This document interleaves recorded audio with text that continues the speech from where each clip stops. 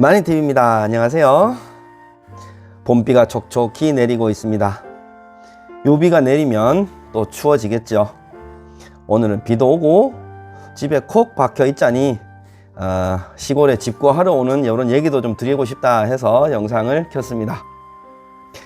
겨울이 지나는 요 시기가 시골집을 보러 다니기에는 가장 좋은 시기입니다.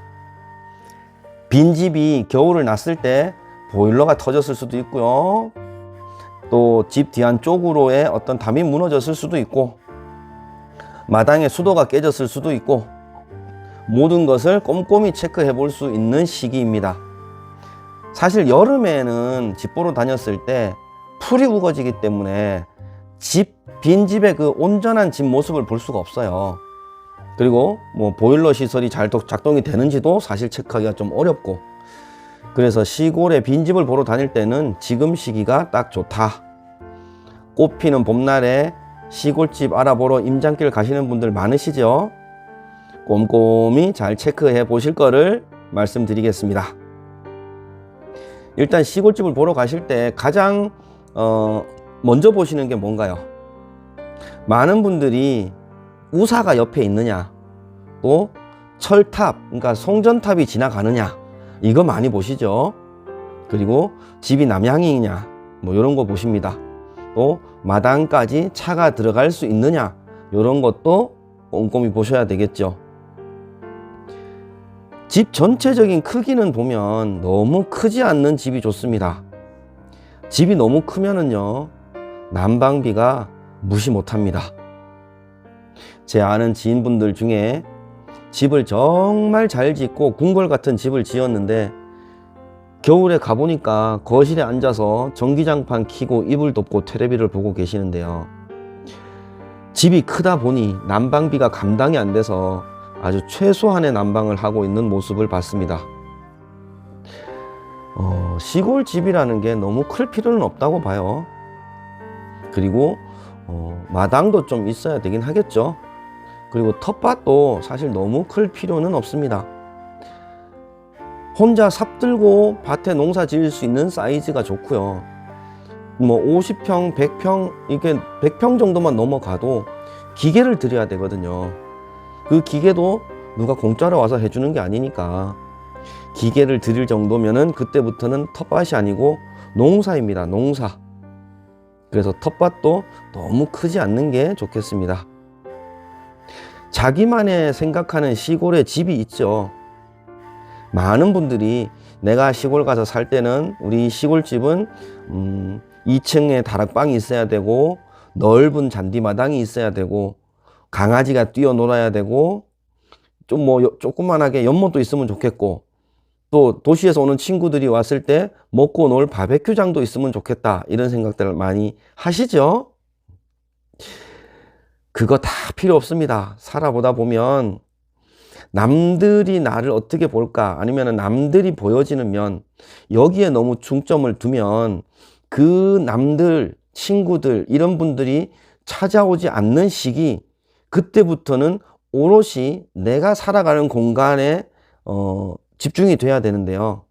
처음부터 너무 크게 큰 집, 내지는 너무 놀러 오는 친구들을 배려해서 준비를 하는 이런 집은 나중에 관리비만 많이 들고 또 신경도 많이 써야 돼요. 그래서 중요한 거, 내가 시골에 집을 구할 때는 남들이 나를 어떻게 볼까는 별로 중요치 않다는 거 꼭 염두에 두셨으면 좋겠습니다. 모두가 자기 여건에 맞추어서 구하는 거죠. 반대로 우리가 도시에 나가 살러 갈 때 전부 다 아파트에서 살지는 않지 않습니까?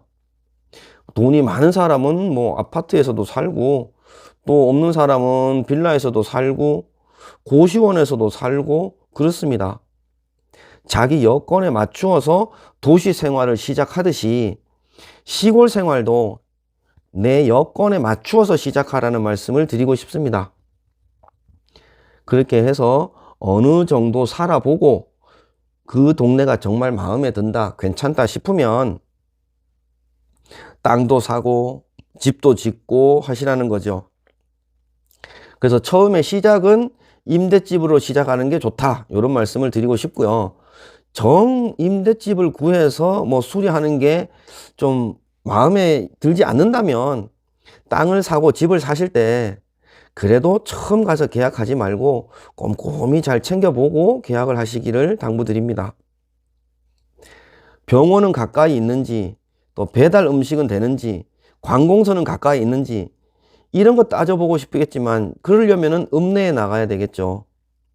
우리가 생각하는 시골집에는 당연히 배달의 민족이 배달 안 오고요. 병원은 한 30분 버스 타고 가야 되고, 관공서는 이제 면 소재지가 있죠. 농협이나 있고 우체국이 있을 겁니다. 이제 그런 거는 좀 가까이 있을 수 있겠죠. 병원은 좀 거리가 멀 겁니다.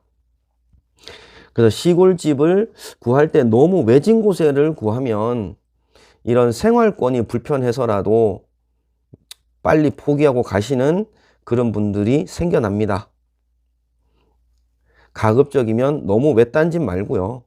외딴 집은 처음에는 남들 눈치 안 봐서 좋겠지만 좀 살다가 보면은 아무도 자기한테 말을 걸어주지 않고 마당에 가서 꽃하고 얘기하고 강아지랑 얘기하고 밤하늘에 별 보면서 얘기하고 이렇게 돼요. 그러면 외롭습니다. 그래서 너무 외딴 집 말고 마을에 그래도 소속돼 있는 집, 마을에 조금 외곽집, 뭐 요런 집이면 좋지 않겠습니까? 시골살이를 처음 시작해서 집을 구하는 게 어렵지만 그 동네에서 정착을 하는 것도 사실 어렵습니다. 정말 텃세 없고 마을 인심 좋은 마을을 찾아 들어간다는 거 쉽지 않거든요. 그래서 저는 1년 살아보기를 늘 먼저 말씀을 드립니다. 제가 시골에 임대집을 소개를 하는 것도 임대를 해서 한 2년에서 3년 정도 계약을 하고 살아보는 거죠. 살아보면서 주변에 텃세는 어떤지, 또 마을 사람들은 어떤지, 뭐 환경은 어떤지, 또 이 동네에서 내가 먹고 살 만한 게 뭐가 있을까, 이런 거를 차근차근 알아보시라는 거죠. 그렇게 해서 한 2년 정도 임대해서 살아보고 정말 내가 이 마을에 살만하다 싶으면 그때 주변에 땅을 사거나 집을 사거나 하시라는 겁니다. 처음부터 큰 돈 들여서 땅 사고 집 짓고 하는 거 사실 저는 권하고 싶지 않아요. 물론 돈이 많은 분들은 괜찮습니다.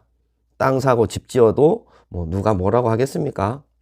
네, 큰 돈 가지고 가지 않는 분들은 가급적이면 먼저 임대집을 살아보고 투자를 하시는 게 좋습니다. 정리를 해서 말씀을 드리면 시골에 집을 보러 가는 거는 겨울에서 봄이 되는 요 시기, 지금이 딱 좋은 시기다. 집의 크기는 너무 크지 않는 게 좋습니다. 텃밭도 조그만한 게 좋아요. 너무 크면 그때부터는 농사입니다. 그리고 벽체도 좀 두꺼우면 좋겠고요. 가급적이면 판넬집은 들어가지 않는 게 좋습니다. 임대로 들어간다면 뭐 혹시라도 모르겠지만 샌드위치 판넬집은 사서 들어간다면 저는 좀 비추입니다. 판넬집은 여름에 덥고 겨울에 춥고 그래요. 난방비도 생각을 해야 되니까 그런 거를 감안하면 판넬집은 가급적이면 보시지 않는 게 좋겠습니다.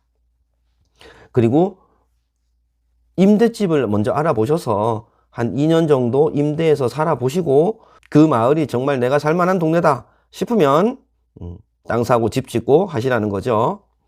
그리고 마지막으로 시골살이의 로망, 2층 다락방집, 넓은 잔디마당, 뛰어노는 강아지, 바베큐장, 이런 거 처음부터 너무 욕심내시지 않으면 좋겠습니다.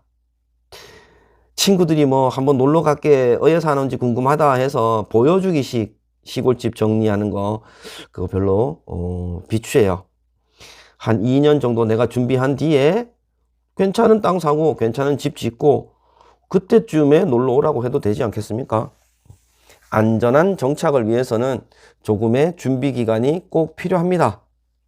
모쪼록 시골살이를 준비를 하시면서 하나 둘 알아보실 때 오늘 제가 말씀드린 것을 좀 감안하셔서 차근차근 너무 급하게 준비하시지 말고요. 차근차근 준비하셔서 안정된 정착을 하시기를 바라겠습니다. 시골 와서 한 10년 넘게 살아보니까 꼭 실패하고 가시는 분들의 공통점이 있습니다. 그래서 그런 분들의 어떤 실패의 요인을 최소화했으면 좋겠다라는 생각에 이런 말씀을 드려봅니다. 준비를 잘 하셔서 원하는 곳에 안정된 정착을 하시기를 기원합니다. 저는 다음 영상으로 또 인사를 드릴게요. 안녕히 계십시오.